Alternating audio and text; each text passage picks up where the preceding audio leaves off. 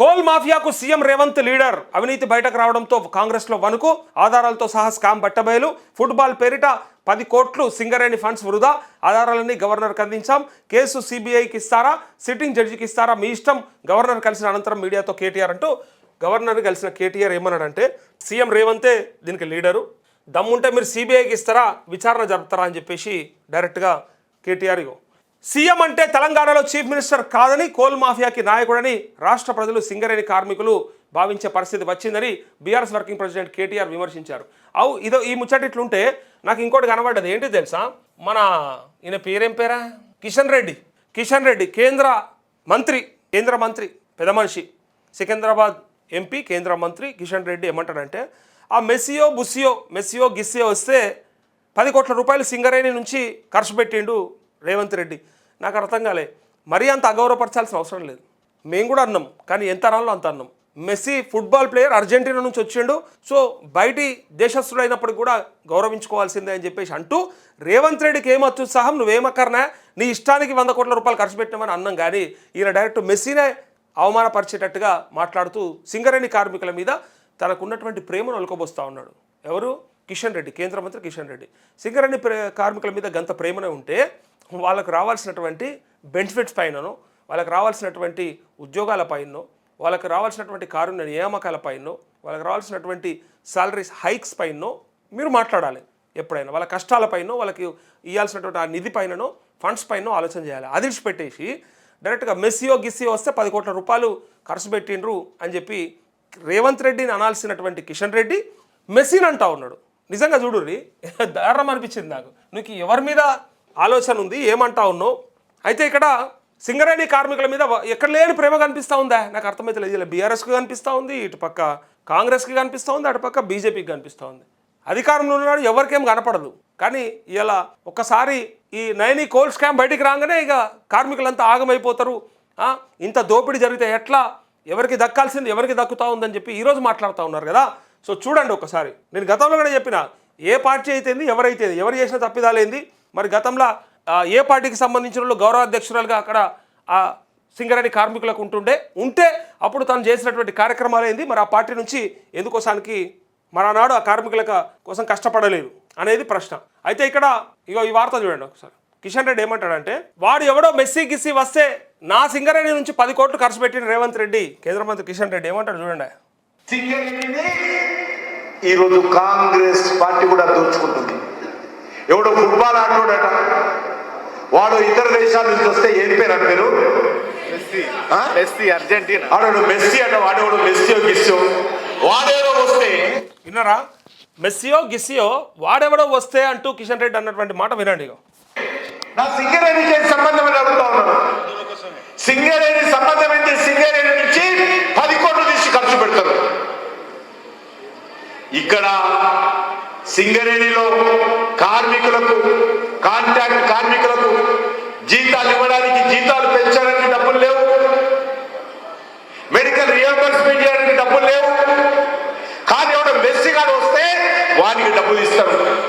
వాడిని ఆడించడం కోసం నా సింగరేణి కార్మికులు కష్టపడి సంపాదించినటువంటి డబ్బు అక్కడ ఖర్చు పెట్టడానికి రేవంత్ రెడ్డికి ఎవరు అధికారం ఇచ్చారని అడుగుతా ఉన్నారు. కొంత చిత్రంగా ఉంటుంది కదా.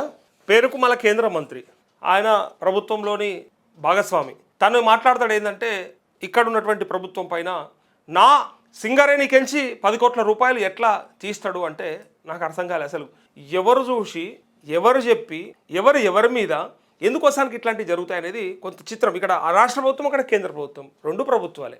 పెద్దన్న చిన్న అని మీరే చెప్తారు. కాకపోతే ఒకరి మీద ఒకరు విమర్శలు చేసుకొని ఎక్కడికించి ప్రజలను ఆగం చేస్తారు. వాళ్ళిద్దరు కదా అనుకొని చేయాల్సింది ఏదన్నా. ఇప్పుడు ఏ కార్యక్రమం అయినా ఏదైనా సరే 2 ప్రభుత్వాల మధ్య సమన్వయం ఉండాలని మీరే చెప్తుంటారు కదా. ఏది మీరు కలవాలనుకున్నప్పుడు. కానీ ఎన్నికలు వచ్చినప్పటికీ మళ్ళీ వాడోడో వీడోడో, అయ్యోడో అవ్వోడో అన్నట్టు ఉంటుంది. అంటే వాడోడో వీడోడో, మాకు సంబంధం లేదు. ఇక ఎన్నికలు వస్తే మళ్ళీ ఇవి. ఇక్కడ కూడా ఎంత చిత్రం అంటే, నా సింగరేణి అంటా ఉన్నాడు కదా కిషన్ రెడ్డి.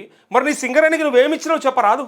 కేంద్ర ప్రభుత్వం నుంచి సింగరేణికి వచ్చినటువంటి నిధులేంటి, వాళ్ళ డెవలప్మెంట్ కోసం మీరు పెడుతున్న ఖర్చు ఎంత, మరి వాళ్ళ కోసం మీరు చేస్తున్న ప్రయత్నం ఎంత అనేది కూడా మీరు చెప్పాలి కదా. పోనీ ఇక్కడ రాష్ట్రంలో ఉన్నటువంటి బీజేపీ ఎమ్మెల్యేలు, ఎమ్మెల్సీలు ఏం చేస్తూ ఉన్నారు? శాసనసభలో శాసన మండలిలో ఎందుకోసం కొట్లాడతలేరు? ఇలా 10 కోట్ల రూపాయలకే ఇన్ని మాట్లాడుతూ ఉన్నావు కదా, మరి 3 లక్షల కోట్ల బడ్జెట్లో మరి ఎవరికి ఎంత కేటాయింపులు జరిపినరు, ఎంత ఖర్చు పెట్టిరు, ఇంకెంత పెడతారని చెప్పి అడిగే హక్కు నీకు లేదా? అడిగే ధైర్యం లేదా నీకు? అంటే ఎన్నికలు వస్తే పబ్బం గడుపుకోవడానికి ఆ టైంకు మాత్రం అది మాట్లాడాలి, తర్వాత ఎక్కడోడు అక్కడ వీకాలి, జాలు లేకుండా మళ్ళీ పత్తా లేకుండా వీకాలి.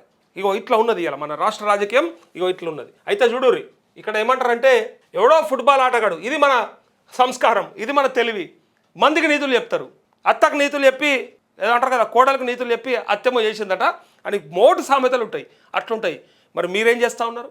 మీరేం మాట్లాడుతూ ఉన్నారు? ఎవరికేం గౌరవం ఇస్తున్నారు అని ప్రజలు అంటూ ఉన్నారు. అయితే ఇక్కడ ఇగో సీఎం తెలంగాణలో చీఫ్ మినిస్టర్ కాదని కోల్ మాఫియాకి నాయకుడే రాష్ట్ర ప్రజలు సింగరేణి కార్మికులు భావించే పరిస్థితి వచ్చిందని బీఆర్ఎస్ వర్కింగ్ ప్రెసిడెంట్ కేటీఆర్ విమర్శించారు. మంగళవారం రాష్ట్ర గవర్నర్ కలిసిన అనంతరం ఆయన మీడియాతో మాట్లాడారు.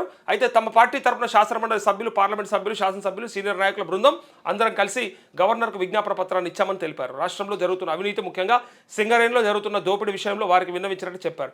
సింగరేణిలో అవినీతి జరుగుతున్నదని తమ శాసనసభ పక్ష ఉపనాయకుడు మాజీ మంత్రి హరీష్ రావు ఆధారాలతో సహా కుంభకోణాన్ని బయటపెట్టారని, అప్పటి నుంచి కాంగ్రెస్ పార్టీలో వణుకు మొదలైందని అన్నారు.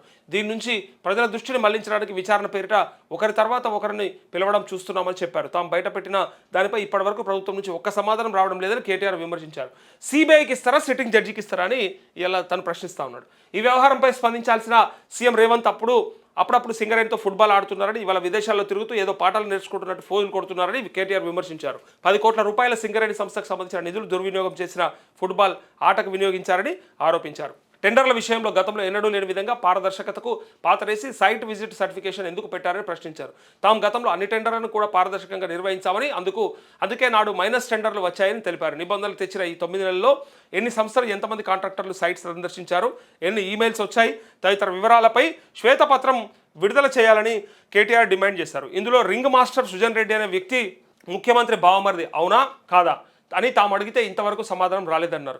సోలార్ పవర్ స్కామ్ను సైతం బయటపెట్టామని కేటీఆర్ చెప్పారు. సింగరేణి పిలిచిన సోలార్ టెండర్లపై 7 కోట్లతో చేపడుతున్నారని, 2.5-3 కోట్లలో అయ్యే పనికి 7 కోట్లు ఎందుకు అవుతుందని ప్రశ్నించారు. మొత్తంగా కాంట్రాక్టర్లను బెదిరించి వారికి రింగు చేసి ప్రజాధనాన్ని దోచుకుంటున్న తీరును గవర్నర్కు వివరించామన్నారు. గవర్నర్ ఇన్వాల్వ్ కావాలని కేంద్ర మంత్రి కిషన్ రెడ్డికి ఆదేశం ఇవ్వాలని కోరామని చెప్పారు. సిబిఐకి ఇస్తారా, సిట్టింగ్ జడ్జికి ఇస్తారా, మీ ఇష్టం, ఎవరికి ఇస్తారో ఇవ్వండి, ఈ కుంభకోణాలను అడ్డుకోండి అని విన్నవించినట్టు సమాచారం అంటూ మొత్తానికైతే ఇంట్లో కొట్టుమిట్టాడుతూ ఉన్నారు.